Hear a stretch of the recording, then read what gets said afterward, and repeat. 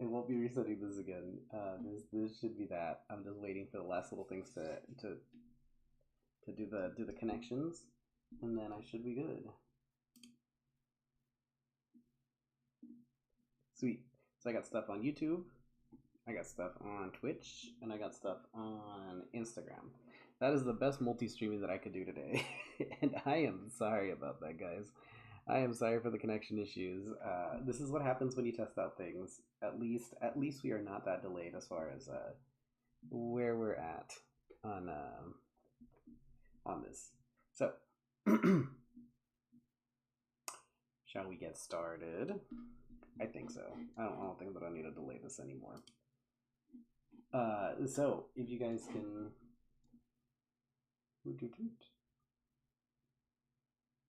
I don't know what is slow. Ooh, there's a red thing. Okay, cool. I'm just checking the streaming. It's a little laggy. It is the tiniest little bit laggy, and that's okay. Hopefully it's still clear, and hopefully folks can understand exactly what's going on here. So for everybody here, hi. My name is Ace. Or Pub Ace. My name is also Mark Salinas whenever I'm not wearing the hood on. But I'm here today to talk about asexuality. For today's thing, I'll give a big. It's a different format than I usually give.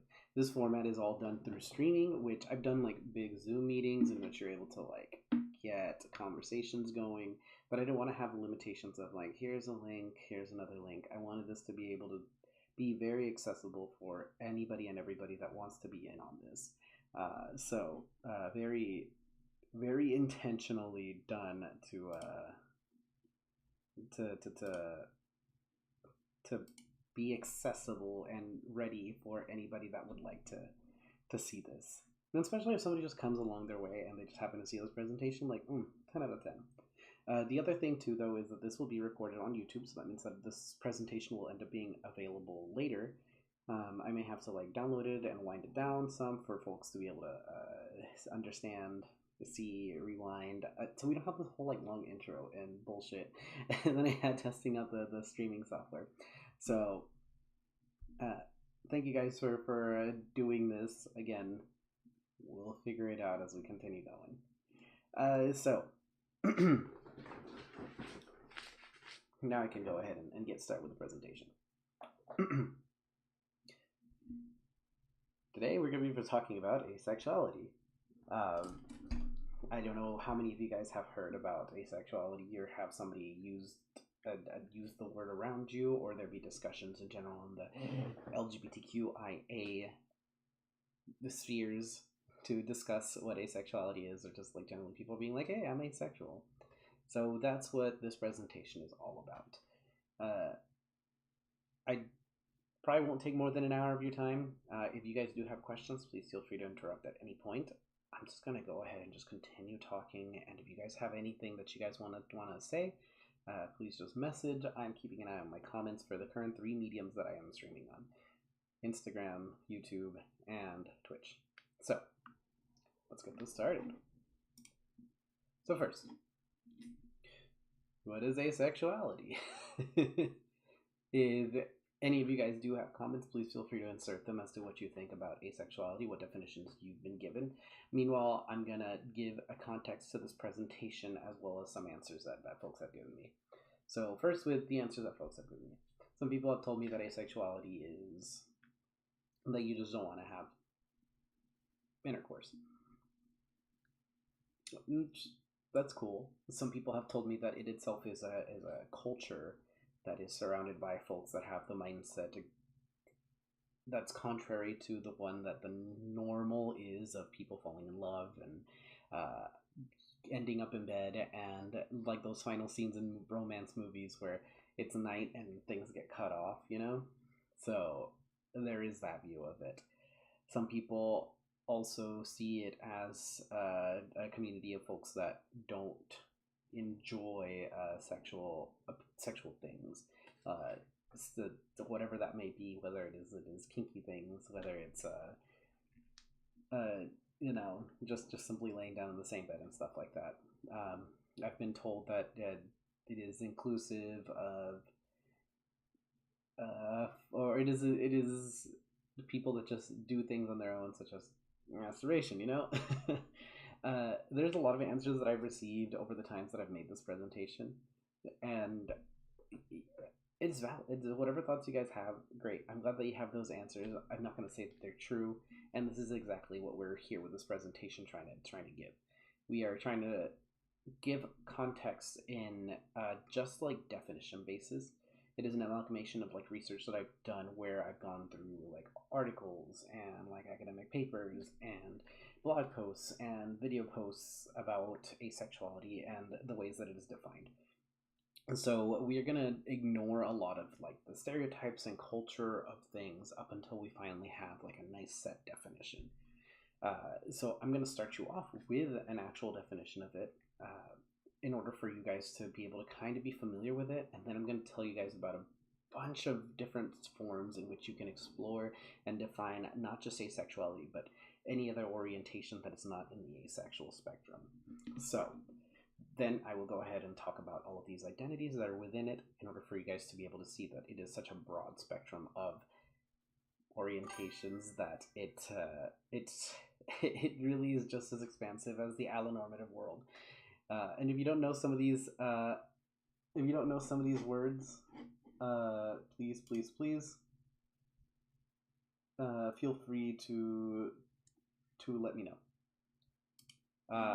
Insta might have me muted. Well, shoot, I don't know what to do about that. So I'm just gonna. Hopefully that works. And if it doesn't work, multi-streaming is tedious, and I'm trying my best here with the multi-streaming. So yes, let's go ahead and move along. So what is asexuality? There's two ways to define it in a very like unbiased and objective way. One is that it is an umbrella term. Asexuality is a spectrum, just like you think about these other words that are on here. If you think about gay people, you think about people that are generally rainbow flag carrying, woo, like Twinkie or Butchie, whatever.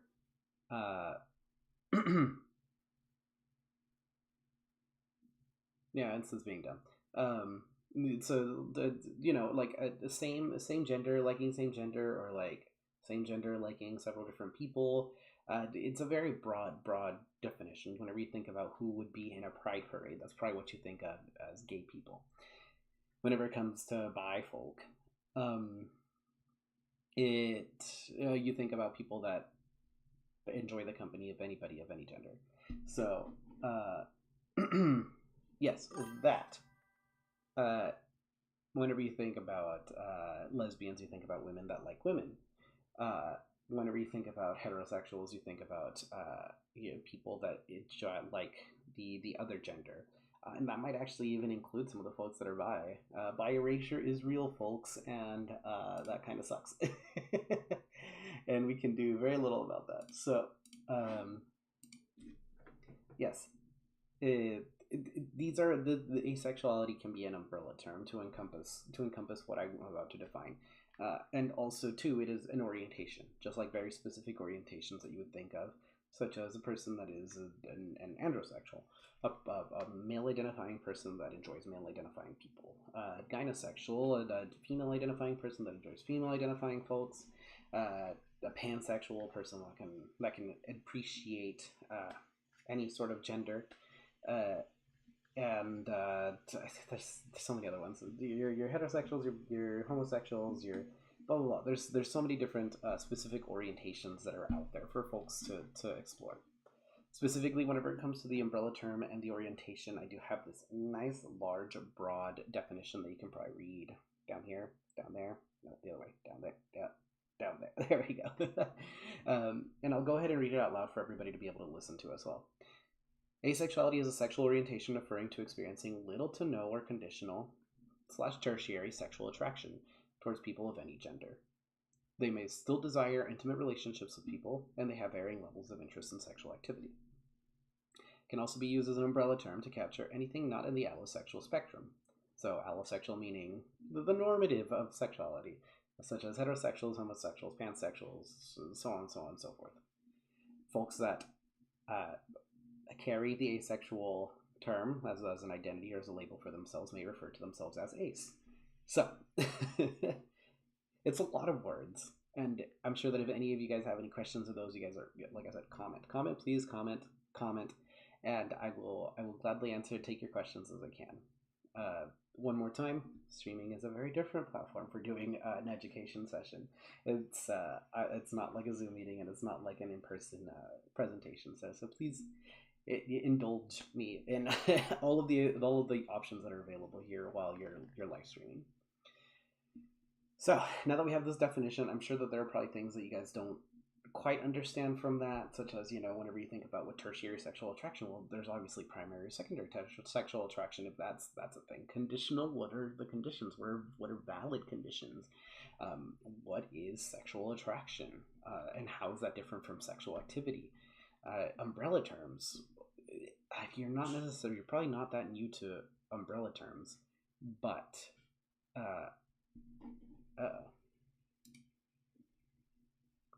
somebody said some reconnecting something. Anyways, it seems like things are flowing fine on these other streams, so I think that just something went wrong. So there are these other terms that may be out there that you're just like, wait, and that's the point of this stream. We're gonna go down these terms so you guys can understand and have a better grasp of asexuality. So first, we're gonna talk about what asexuality is not. Asexuality is not chastity. You're not choosing to not have sex. You're not choosing to not involve yourself in sexual activity. You're not choosing to remove yourself from it. It's not a choice. It's not aversion either. You're not repulsed. You're not necessarily repulsed. You're not necessarily like, oh, ew, sex. Oh, I'm not feeling it right now. It's not a preference. It's not, oh, I prefer not to have sex. It's not a like, oh, well, not right now kind of thing. It's not disgust. It's not inaction, as in that, you'll never do the sex, or you'll never participate in sexual things or anything like that. It's not silence. It's not whenever somebody talks about sex, you decide to just stay quiet and not mention anything. And it's definitely not something that you're just a little bit of. The amount of times that I've heard, oh, well, I'm just a little asexual, and it's like, well, to clarify that specific point, exploration is totally cool. There's nothing wrong with that. To even be somewhere on the asexual spectrum, that might be a lot closer to our allo folk, in which you don't quite feel devoid of sexual wants or sexual attraction or anything like that, but you're not quite as much as a lot of people out there in the world.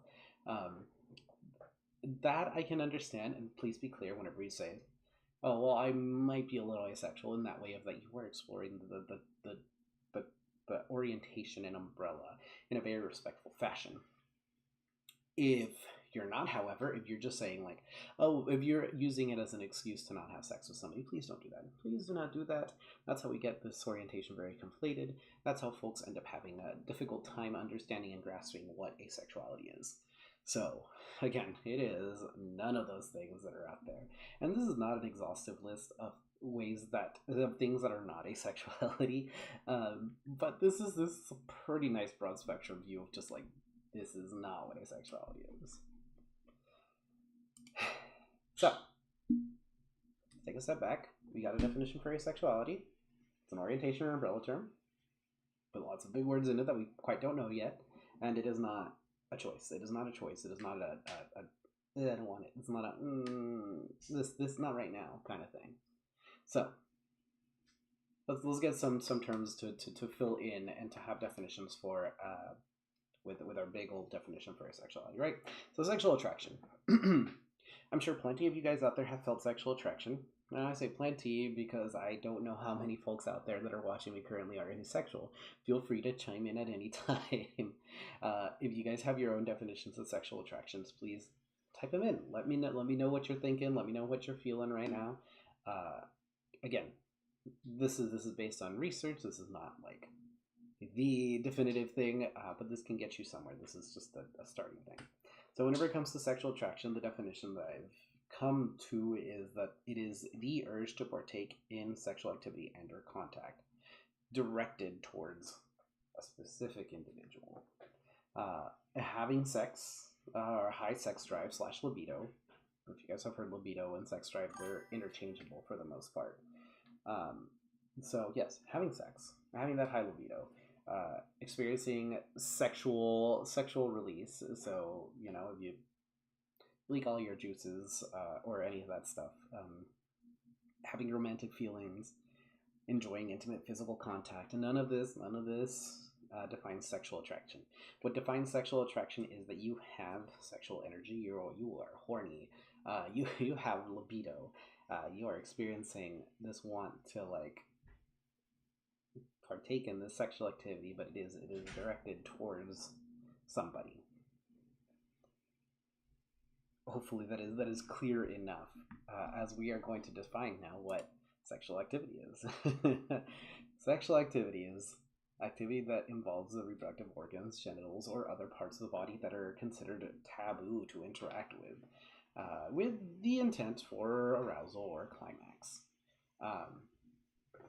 I'm sure you guys are thinking, well, these two, the previous term you gave me is very intertwined with this, and what you're saying is that though you defined a whole lot of things that are sexual activity, those things are not sexual attraction, and that is correct. Sexual activity is not attraction. That you partake in sexual activity with somebody else is not sexual attraction. Sexual activity is simply just activity that pertains to the bits, the pieces, the intimacy, and also your culture. You have to realize that over time and through different places, different things are considered sexual activity. For some folks, dressing skimpy, or for revealing a leg,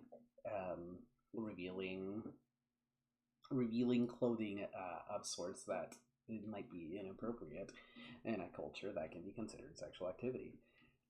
The strong desire to involve yourself with very specific people with this intent for arousal and or climax,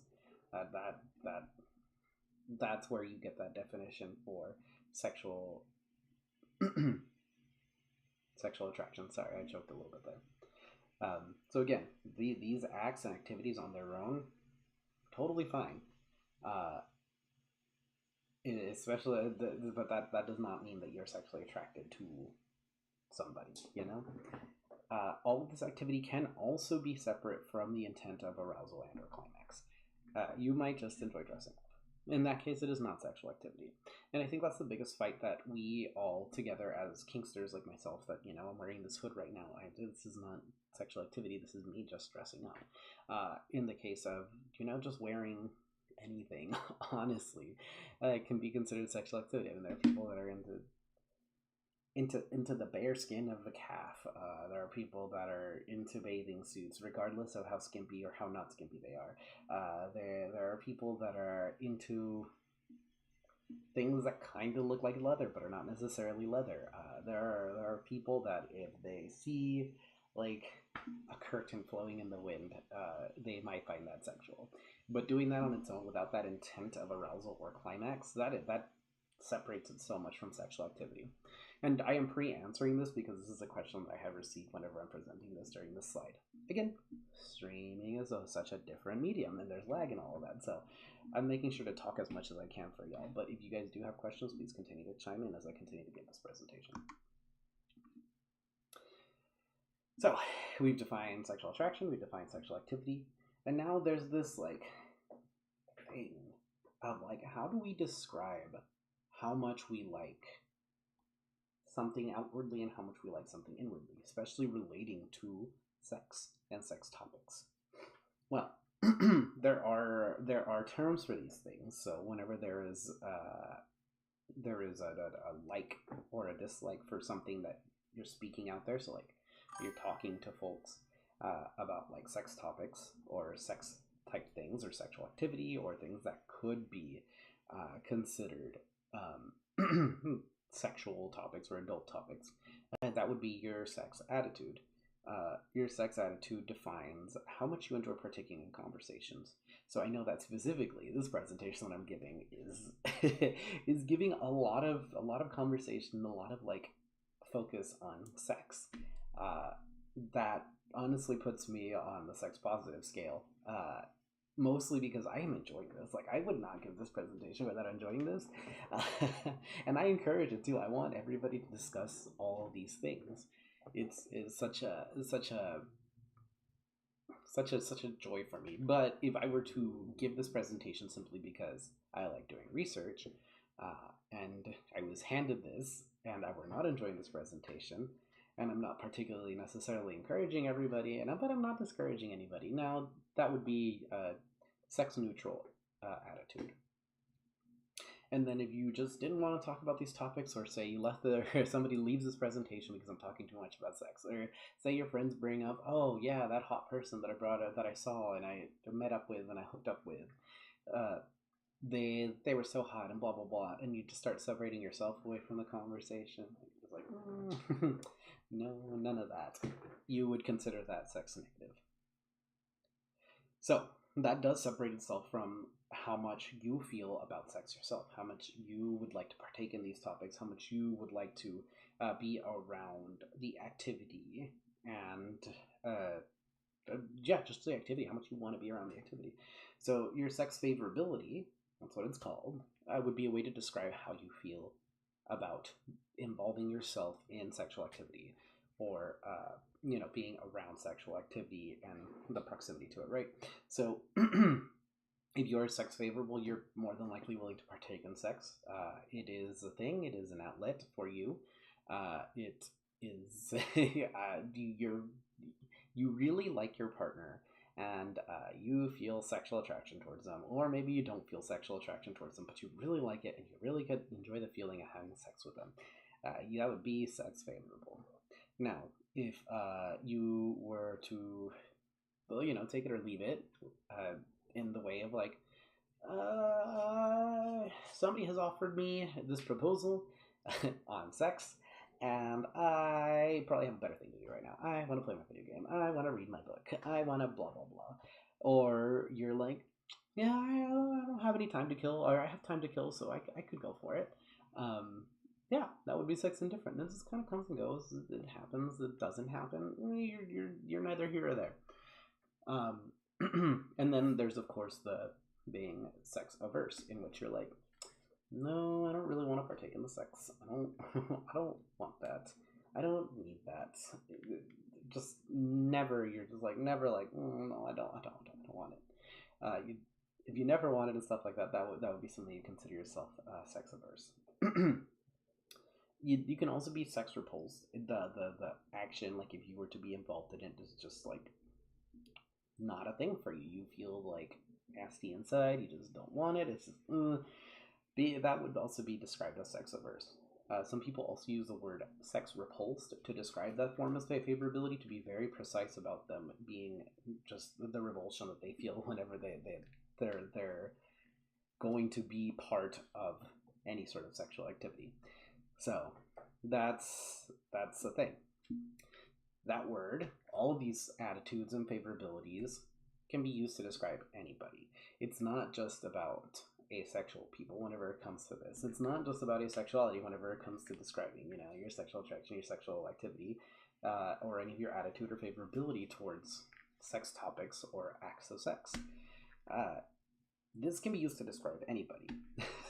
You could have somebody that's straight. They feel sexual attraction towards a person or towards several different people, but they cannot do the sex thing. That might be a person that is sex averse, and maybe they don't really care about people talking about sex around them, or they themselves participating in sex topics. They would be also sex neutral. So sex neutral, sex averse, heterosexual. Or for myself specifically, I am sex positive in my attitude scale, and I am sex indifferent whenever it comes to my favorability scale. I could take it or leave it. Whoever is out there, if you guys want to put in a comment, feel free to talk about what your attitude and favorability scales are, because this is such a fun combination of things, kind of like your D&D alignment charts, right? You have your good, your neutral, your bad, you're chaotic, you're lawful, and you're neutral, and you put yourself somewhere on this. They are very broad. They're very broad on purpose, but it does help to group in like what exactly it is that you feel whenever you're talking about sex topics or whenever you are participating in sexual activity. So there is that. Oop, oop. I just want this notification to go away. That also goes chaotic. Sex chaotic would be a very fun label to carry.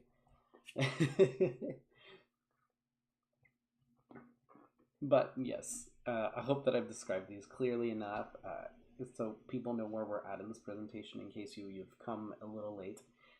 One, we've defined what asexuality is as an orientation and as an umbrella. Two, we've talked about what sexual attraction is and what sexual activity are and how they differ. Then we've also talked about what your sex attitudes and your sex ways really are. So how much you enjoy talking about sex and how much you enjoy participating in sex or sex activities. So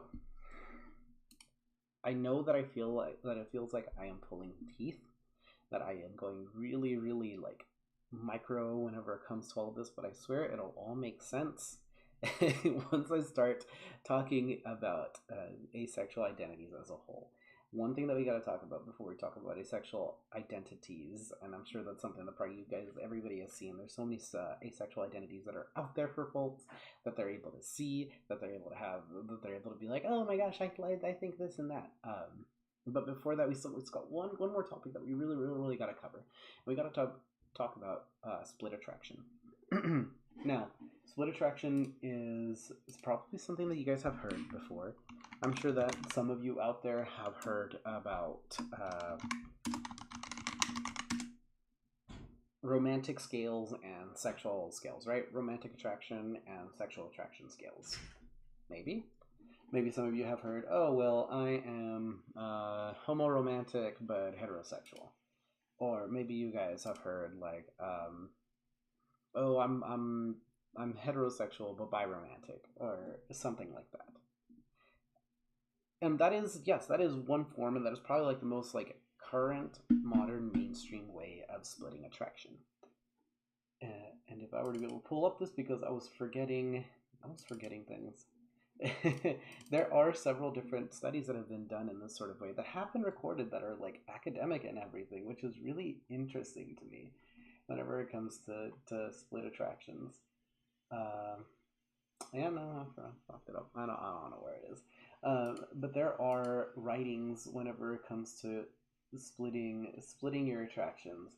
Is some in the early 1900s, late 1800s, that referred to how is it that you have different types of loves, as in like you have your friendship love, you have your sexual loves, and other kinds of things like that, your familial loves, and just the way that people would feel differently about people, and like something something to describe all these different forms of love that you can have towards different people. And there were several writings, and just like, well, if you like your friends, well, maybe you might like your friends to be more than friends, but it's just such a thing whenever a man likes a woman and stuff like that. Very like I don't want to call it immature, but it was just the way that the philosophy was of it, especially for folks that were writing these. They were usually academics, and a lot of the academic things were tied to the church, so they couldn't purposefully, think about it in the way of like, oh yeah, well, a man likes a man, or like a woman likes a woman. No, it had to be thought of like, oh, well, when a man likes a woman, well, a man might have a friend, but their friend might be more than a friend, and then you sort of get to more like later writings whenever it comes towards like they would, I don't think that they really have the term like homosexuality, but they would describe it as its own like separate category of just like, as a man liking a man or a woman liking a woman. But more often than not, they were focused on men, because that's the way that academics writings go. All the men are like, oh yeah, it's only about men. But there was a researcher that ended up actually coming to that sort of split that we come to agree on in the modern day. They called it My notes are gone. My notes are gone, and I'll look down all my writings for this, and they're not there. So I'm sad about that. I'm sad that I can't find it. The reference is actually at the very bottom, though. So wait, actually, let me see if I can find. This is why we like looking at our stuff. Yes, I think it's the specific article. Oh no, wait, this one. Hooking Up: The Psychology of Sex and Dating. And also this critique of social constructionism and postmodern queer theory. Those two essays are the ones that are mostly drawing these. The essays, writings are the ones that I'm drawing these discussions from. And the fact that I forgot them and they're all out the window just means I'm going to do this presentation again and do it better. So let's get back to here. It builds up. It builds up from like separating the way that you like things to now we got this like split thing of like we know what it means to like somebody in a sexual way, and we know what it means to like somebody in a romantic way. But a lot of more like recent, maybe in the last like 10-15 years, and maybe a little bit more than that, maybe now 20 years, jeez, folks on blogs and like Tumblr and other places like that have spoken about how their sexual attractions differ. And especially those that are ace identifying, they've had to really nitpick and think about, why do I feel about this person this way when I don't want to have sex with them? So we can split these forms of attraction. Wow, I went one slide too forward. We can split these forms of attraction into two really big categories. One could be considered like the emotional or the intangible, and then we have the physical and the very tangible. So first we're going to go through three really major groups that you can pull these attractions into. There are people that have split it maybe a little bit more specifically, but I feel like these groups really encompass exactly what people think about whenever it comes to these like emotional or intangible attractions. So the biggest one is your romantic attraction. Literally anybody and everybody out there. Right? So that romantic attraction is whenever you like somebody. You love somebody, you like somebody, so it's romantic, so it is romantic attraction, which really irks me. And to be fair, a lot of these definitions that I've had over here, I've had to compile and find the verbiage to make it into something that is more understandable rather than running around cyclically. It's romantic because it's romantic. Your romantic attraction is because you're in romantic love with this person. Like, and same goes with sexual attraction. So anyways, that's its own whole side spiel. If you guys go and read things, just expect to see a lot of cyclical definitions. So the ones that I'm giving you are a lot more maybe biased or partial, but it is a much better way to understand them than saying just like romantic is romantic. And also probably the biggest reason why folks have a terrible time with this topic. So yes, your romantic is you have your romantic attraction towards a person is what level you want to really have that like together, how much you feel those warm fuzzies with them, how much you want that like deep intimacy with them that you don't want with most other people. Like this romantic attraction to them is the level of how much you want this person as a life partner, really. So that's how we would define romantic attraction. Your intellectual attraction. This is where you are your level of attraction towards the person for the way that they reason about things, for the way that they talk about things, the way that their philosophy kind of flows in their brain, and they explain that outward into the world as a whole. Not just not just to one person, but just the way that it all comes out. So if you were to experience intellectual attraction towards somebody, you might really like just talking to them, or you might really love texting them about anything and everything.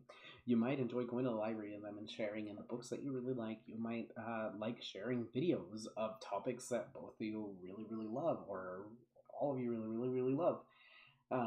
And that sort of exchange of information and reasoning and rationale is what it could be described as your level of intellectual attraction towards another person. And then this third group that we have is platonic attraction. And platonic attraction is, everybody describes it as, your friends, yes. But also, friends, how do you divide that from the romantic, right? Because you do very intimate things with your friends, but you also do very non-intimate things with your friends. So the best way to describe like that platonic attraction is the enjoyment of shared space, or sharing in tasks, or sharing in a culture, or something like that. Think about it as like the person that you see every Tuesday at the bar. The person that you see working out with you every Monday, Wednesday, and Friday. Your coworker that sits next to you every day at work, the I don't know, the person that you catch at the diner every like Saturday late night because you catch them, and you're okay with that. You like it. If they were missing, you probably would feel different and be like, huh, that's really weird. And now this kind of feels off, and maybe I don't like this place as much without them around, right? So that would be kind of the platonic. It's not that you've got anything very like deeply intimate and you don't want to make them your life partners, but you got like habits that you've built with these people, and they're people that you enjoy doing general things with often. You're sharing in similar things, but you don't have them as people that you want to do lifelong things, and they don't give you all the warm fuzzies and all that. They're just cool. They're just like so that kind of wraps up these three large subsections of what this emotional slash intangible attraction is. And I figured that I'd go through that now. No, you guys don't have to deal with a whole bunch of brain juices being used for the next bit, which I'll probably go through a lot quicker. So whenever it comes to the physical or the more tangible forms of attraction, it is very it feels self-explanatory. I will still kind of elaborate on these just a little bit more, but I'm sure that just by reading the topics of the different groupings and the names of the different groupings, you guys understand exactly what I'm saying. So whenever it comes to one, your sexual attraction towards the person is just the level of like touch and physical proximity and just like physicality that you have within them. So think about the people that you enjoy like hugging or like high fives and like handshakes and fist pounds and or just like literally being like right next to each other or like cuddling or anything like that. That sort of like physicality of it all would describe what your sensual attraction is towards the person. There's also the aesthetic, the way that a person looks, something about them that just catches your eyes, like just generally like their imagery and their span of colors and things that you receive in with your eyeballs. That sort of attraction is what you would describe your aesthetics. So say you like watching somebody dance on stage. You like just watching somebody sit out on the porch and them just like playing their guitar or something. You just enjoy watching it. That would describe your level of aesthetic attraction with a person. And then this other last big group, which I think we've talked about already, your sexual attraction. Dealing with the attraction that you feel towards the person to interact with them with the taboo or the reproductive side. So, the amount of want for yourself, or like a strong amount of want, would describe your sexual attraction towards that person.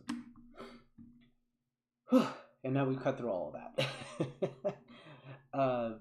Again, these groupings and these attractions can be used by allosexual folk, people that are bi, gay, straight, whatever.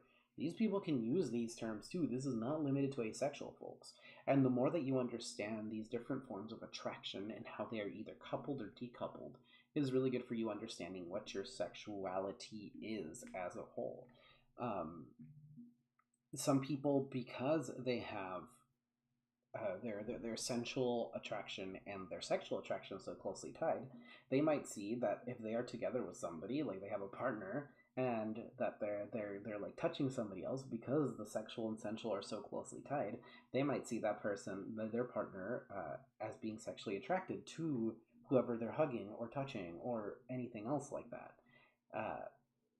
or even just like the romantic and the sexual as well. If you want a person lifelong, you probably also want to fuck them. That would be somebody that has a strong coupling whenever it comes to their sexual and their romantic attraction. And is one of the biggest reasons why we have such a difficult time discussing what sexual attraction and what romantic attraction is, and why even these things weren't split until most recently.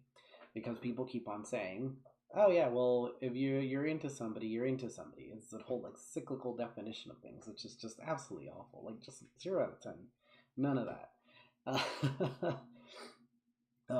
Meanwhile, I personally would say that at least like the aesthetic and sensual attractions, and they can be very, very closely coupled. I think that if I appreciate somebody's aesthetic a lot, I'm more than likely to also appreciate, being physically uh, attracted to them. As in, like, I'd be more than likely wanting to give them hugs. I'd be more than likely to want to, like, high five them. I'd be more than likely wanting to just, like, like, sit right next to them and, like, share in that proximity of space. Uh, Meanwhile, I would say that my intellectual attraction might be a little bit more apart from these things. Like, I can, if somebody manages to bring about topics and just talk to me, and for us to have, like, continual conversations and, like, a want to go back and forth all the time, uh, that intellectual part is great. It's wonderful, but it's so separate from all of these other things. And then whenever I describe my sexual attraction specifically, uh, it's out there. I don't have, like, a series of things that tie what my sexual attraction is towards a person. The people that I have, whatever. We'll continue having this conversation later. But it's mostly because I want to use it for sexual identity recognition rather than this specific part. But if these separate, like, groupings and things that I have described can help you understand how you have your attractions coupled and decoupled, it brings about your understanding for, like, your specific relationships and how you connect with other people and the way that you experience your sexuality so much better. So keep these in mind. Again, everybody can use this. Everybody can use the sex favorability scale. Everybody can use the sex attitude scale. Everybody can use every single one of these attractions that has been described here specifically. Whew. And of course, if you guys have any questions, please feel free to reach out to me. Feel free to chat about it. Put it in the chat. But we're gonna go back to this specifically. Now that we have all this information, we can talk a little again about what asexuality is. Asexuality is a sexual orientation referring to experiencing little to no or conditional or tertiary sexual attraction towards people of any gender. They may still desire intimate relationships with people, and they have varying levels of interest in sexual activity. They can also be used as an umbrella term to capture anything that is not in the allosexual spectrum. I think that now we understand a lot more of these words here because we've gone through a lot more of the definitions for all of the concise language that was being used in this specific definition. If you still have questions, please let me know. I know that I have not described tertiary attraction yet, and that's the interesting thing. You saw all those other different forms of attraction that I described. If those other things, if a lot of these things are very, like, heavily coupled to your sexual attraction, this could be considered that all these things are links or, like, primary attractions that'll lead you over to that sexual attraction, right? If you require one of these other attraction forms to experience sexual attraction, that would be a more conditional or tertiary form of attraction. So if you just see a person and you're like, I'd tap that. My libido's high right now. Let's go. I would tap that. That's your primary form of sexual attraction. If your sexual attraction is very tightly coupled with a very specific other thing, and it's kind of needed together, to say you need that romance in order for you to have, or your romance and your sexual attraction both kind of lie in the same thing, that can kind of hit upon a secondary attraction, because if you don't have one or the other, then that sexual attraction might just disappear. But you can also experience it without it. Now, if you're going to go for a tertiary attraction, that means that there's a very specific thing that you need to experience for as far as these attractions go, and then there might be a chance. It's not just there. It may lead to your sexual attraction. So that's where we get this tertiary sexual attraction for more conditional sexual attraction form. On this first page here that I have here, I have listed some asexual identities. And I say asexual identities, but I'm sure most of you guys have heard microlabels, no, microlabels is the right one. Microlabels is something that people hear all the time whenever it comes to asexual identities. And I specifically in this presentation am not using microlabels. I think that is something that is very diminutive to the experience of all asexuals, and with the allosexual spectrum having, like, gays, bis, pans, lesbians, whatever bullshit, why don't the asexuals also get to have those as full forms? They're all all those identities that I just gave are all full feelings and full experiences that folks are having towards others.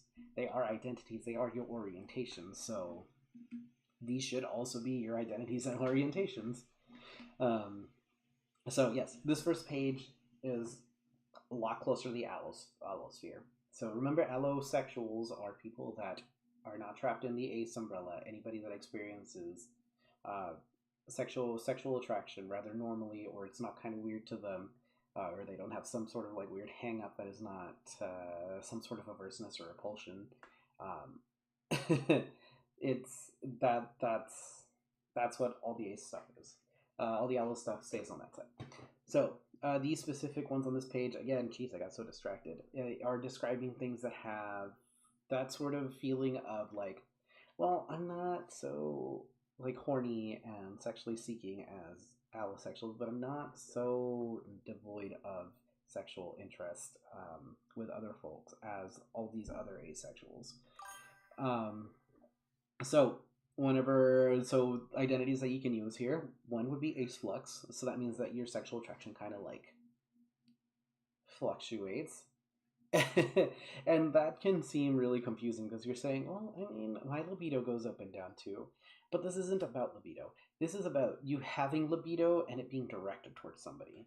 So it's very inconsistent. And if you have a high libido, or you're cycled into a high libido and you just like feel that want to have sexual activity with people because of that person and not just to like get the sexual activity that way, that one cycle of high libido, and then all of a sudden the next cycle of high libido you're like, no, I just want to be at home, I want to get off on my own, I don't have any of that libido directed towards anybody. That would be considered ace flux. Whenever we're talking about a spike folk, that means that there is a rare and sudden intense sexual attraction that is experienced. So think about it like your con husbands or con wives. If you guys have ever gone to conventions, there might be like one specific person that you're always sticking around, and you're just like, this is just so intense during that like convention.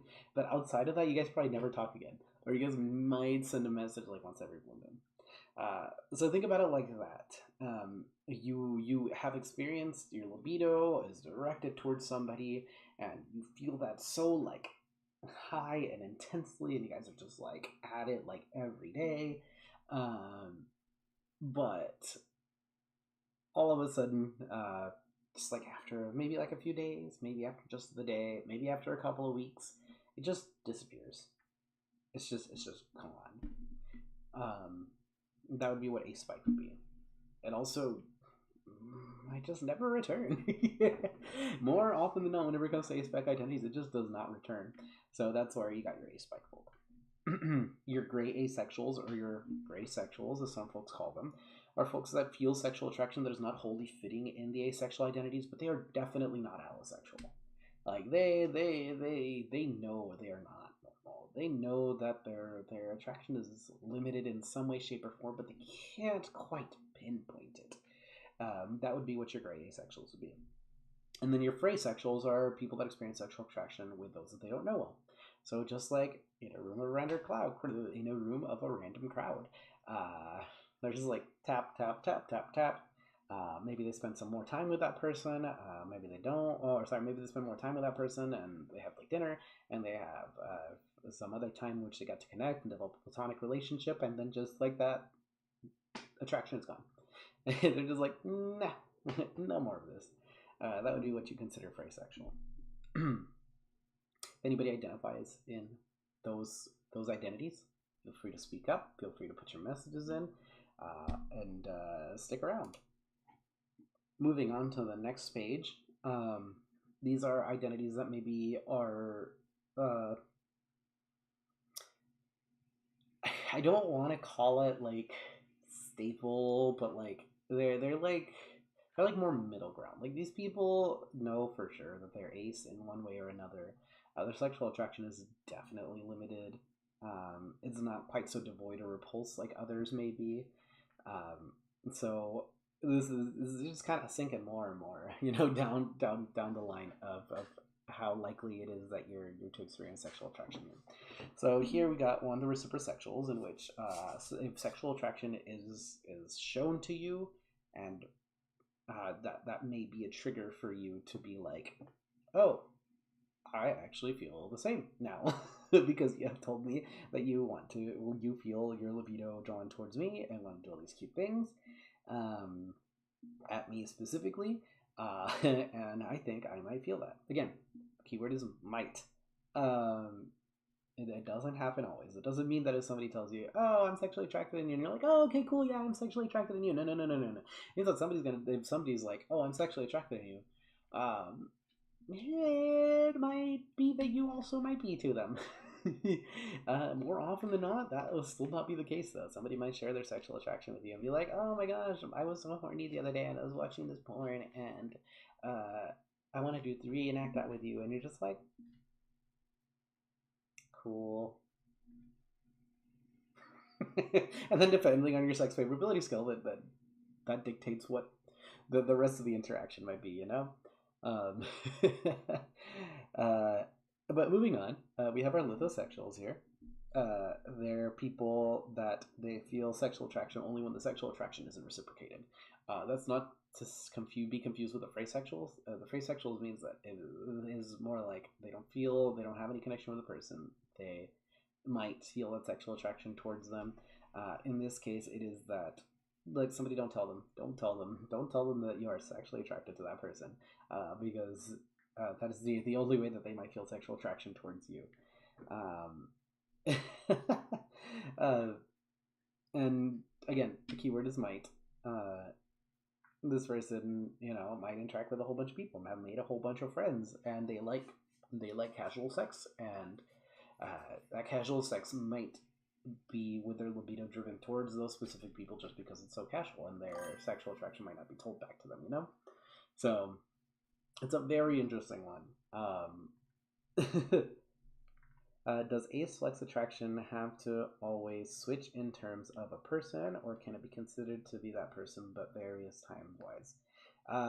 Ace flux, unlike ace spike, there can be a chance that it returns to the same people. It is very varying, very wavy. It's like riding the seas of sexual attraction, honestly, whenever it comes to ace flex. Again, your libido might be up. You feel it towards one person, and during a very specific time in which you're feeling your libido, that person is great. And at others, it might just like boop, but then it might come back. So yes, it can be consistent, and it definitely does not have to switch between people. It could switch on and off for very specific people, and yeah, but it is consistently like going off and on. Like that is the most consistent thing. You're like it's always changing, and my feelings are always changing, and I don't know why, and I can't control it, and that's not a choice. And I just cannot explain the variables, right? If that helped you understand the ace flex attraction. I know that one is probably one of the more confusing ones, so thank you for asking.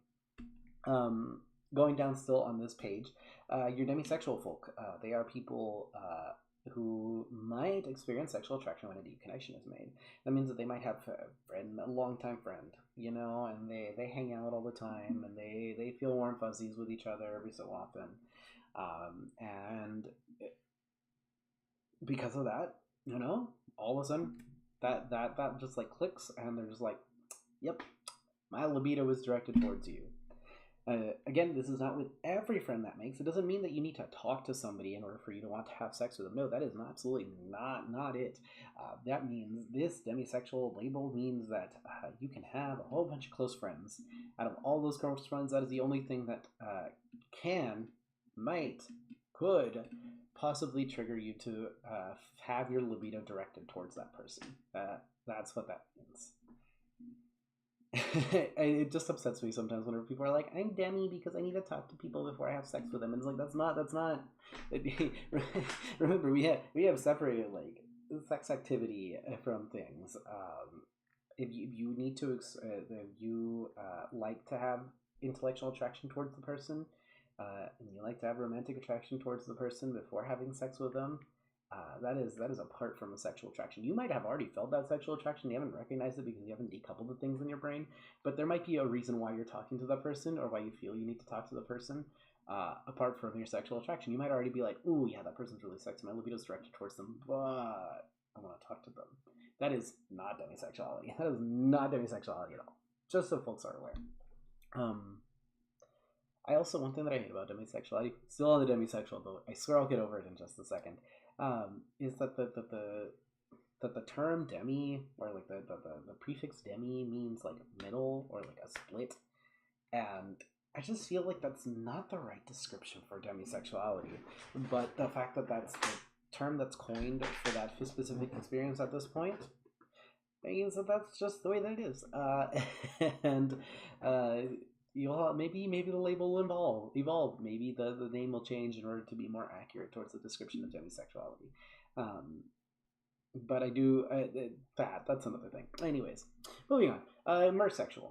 Mersexuality is having mixed forms of limited sexual attraction experience. So might be worded weirdly on the thing, but all it means is all the topics that I've talked about, if like two or more of those things are the way that you conditionally experience sexual attraction, you are on the ACE label and you know it, and you can very accurately pinpoint like, yes, I do need close attraction to a person. Yes, I also need them to reciprocate their sexual attraction. And I also might feel it, I might feel it here or there, but not always. You might be a mersexual. You can very accurately describe what will trigger a possible sexual attraction, but it's still limited, you know. Unlike the ace flux folk, where it's just like, or the gray ace folk, which they don't know at all what the trigger is. They just know that they are not allosexual. This last bit of identities is probably the more like stereotypical ace folk that you think about, or that folks probably think about as well. So that's kind of what this grouping has gone through. So let's just get going. Your agosexuals are people where the sexual attraction is disconnected from a person, so one may feel a sexual attraction to a person, but that sexual attraction, whenever it involves all the person themselves cannot be a part of it. Like in your ideas in your head, that person, like everything that they are, you're like yes, but then like in person, you're like, ooh. Where did the sexual attraction go? Fuck. So, you know, maybe you're just like, well, you're really cute and all and everything. I feel all these feelings for you, but could you like go do sexy things with somebody else and then I indulge in it kind of thing? Yes, voyeurs could be agosexual, and it might not be that. You might actually be a person that enjoys writing fictitious things and like talking to the person and saying, how would you respond to this? You know, like I'm writing the situation that like sounds so sexy and hot in my head and I feel towards you, but I just can't have it with you. So you know, you write something down. You're not making a fictitious thing with them. You just don't. You know, it just disappears whenever they're a part of it. Think about like sexting too. Like people that can sext with somebody and then like whenever they're like in person and they can't, like, yeah, that might be a chance to explore agosexuality. Which brings us over to the belosexuals. The belosexuals are people where like sexual ideas they're appealing, they're so cool, they're so fun, like but you don't want to do it. You might fantasize, romanticize, like everything. Like you're just like, oh, bedroom everything sounds really fun. But then like you get there and you're like, I actually don't. I don't like that. That would be what your belosexuals would be. Your asexuals would be like myself. I don't carry any sort of ace identity apart from asexual. I am just asexual. I am sex positive. I am sex indifferent. Asexual. So I'm also biromantic. So you know my romantic attraction everywhere.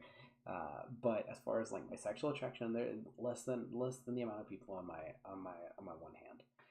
I was in a relationship before with somebody, and she was great. She was wonderful, and I did feel sexual attraction towards her.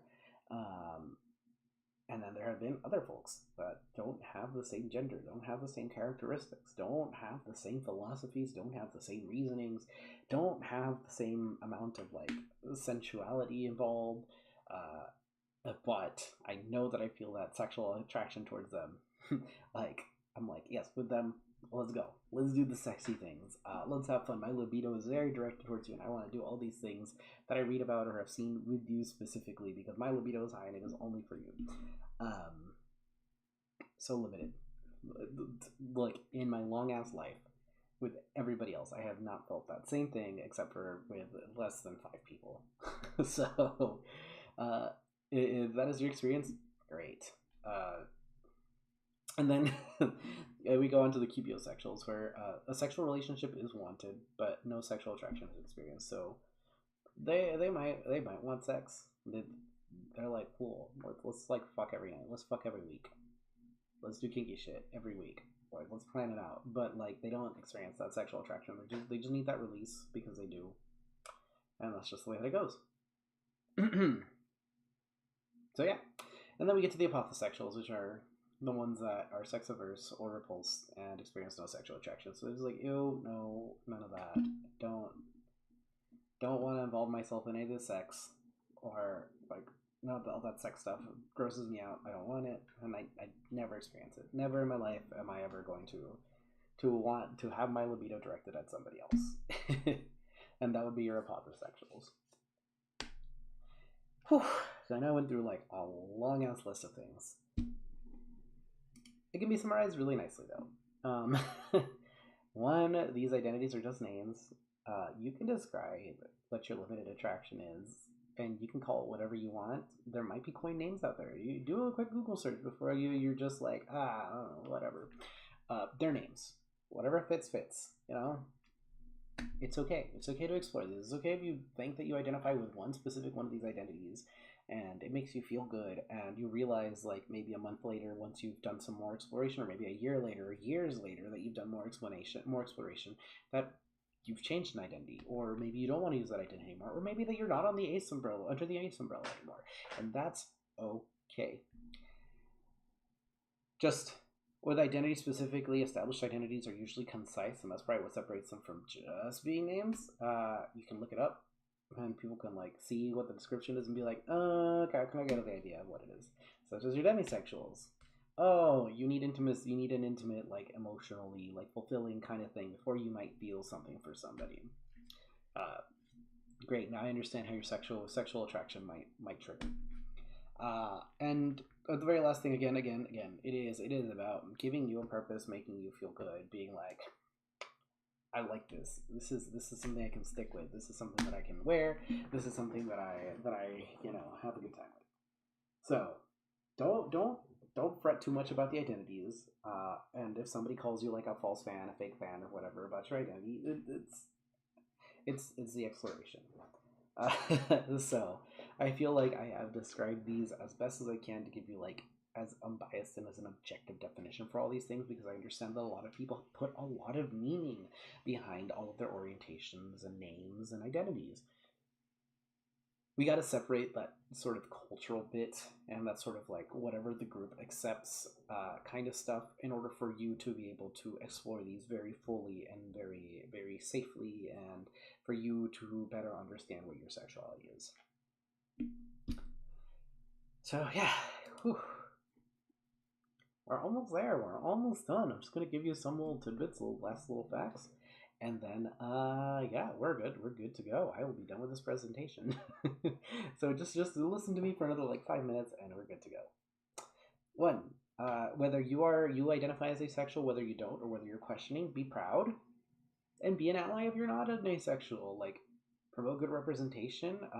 Here, give me a second. Representation is really nice in the way of like you either have like your ace flags, like I do back there. Look at my tiny little ace flag. Look at it. Look at it. Woo!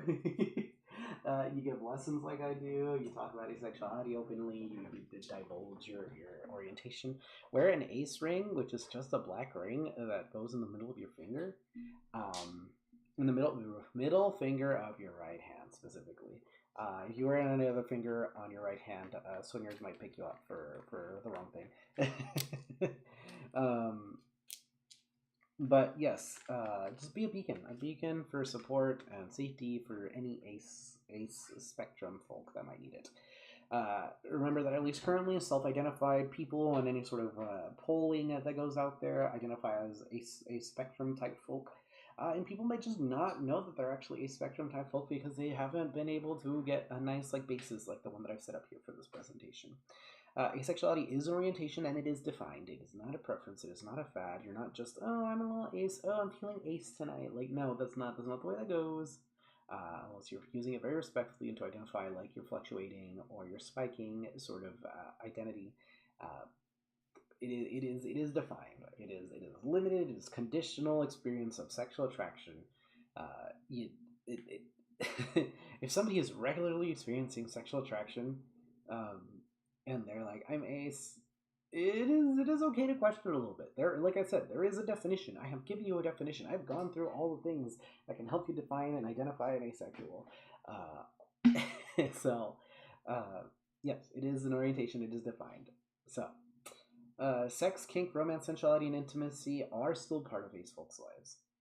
Just because they partake in sex, in sensuality, in kink, in romance, in intimacy, does not mean they're not asexual. That is such a misnomer. So that is gross. Please don't allow that to happen.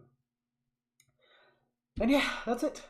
Thank you guys very much for your time. I appreciate all of you guys for joining in on this stream and listening to me talk about what asexuality is and isn't, and ways to identify it and define it, and for words for even for those of you that are not ace spectrum folk to explore your own sexuality and have a good time with that.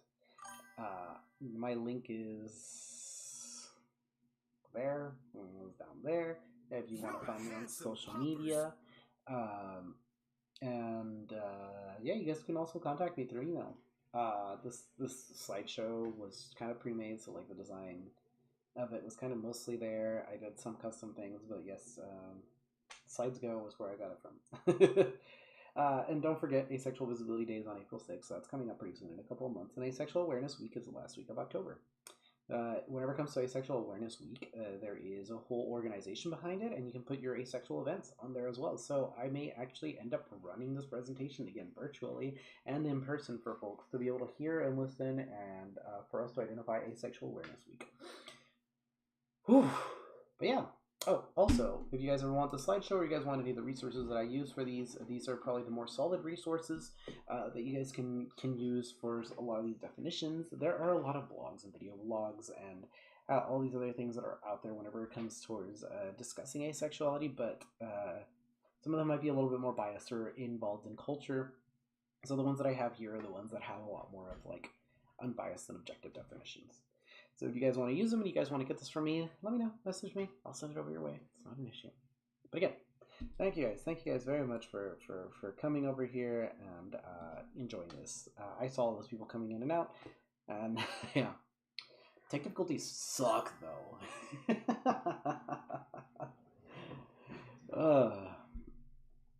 I may definitely have to do this again after working out some more of those audio issues too. I'm surprised that some of those audio issues even happened. That people couldn't hear me on Instagram or on TikTok or whatever, and Streamlabs needs to do better. I probably would have had a much better time doing this off of, well, we're not going to talk about it.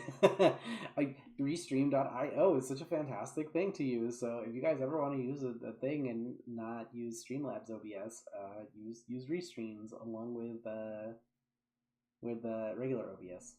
Or I might actually just use Restreams with Streamlabs desktop. Such a silly thing. I will be taking off here shortly, so if you guys have any questions, feel free to do that now. Yeah, I have no clue what happened there either. Well, whatever. All I know is that I don't want to do multi-streaming through Streamlabs again. I had a much better time with Restream. Yeah, except they don't have TikTok, which really sucks, but so it goes. I will be probably streaming tomorrow night, maybe late at night. I've been feeling a little sick. I took a trip out to Florida, and I think I might have come up with a bug or something, or maybe that I just need to recover. We'll figure it out soon enough. But I will try to get to a better streaming schedule next week. I have been playing Final Fantasy VI, so I want to play that. I want to play Wizard with a Gun. I might dress up for Wizard with a Gun, which would be really fun. And yeah, otherwise, thank you guys so much for your support. I appreciate all of you guys. You guys are great. And then this thing will also should be on my YouTube. It'll stay on my YouTube. I will make sure that that video stays up there so anybody can come back and look at the slideshows and look at these resources and listen to the conversation that I had and listen to me give this presentation again and change up some of the words and be like, hey, why'd you say this compared to the other time that you said this? It's fun to question your lecturers. It's fun to question the person that present information, people that present information to you. So please, please, please always ask me questions as to why I would word things one way or another, and I'll give you the context around the situation and explain to you the differences and in what way I intend them to be used. So, yeah, that's that. Hopefully you guys have a wonderful night.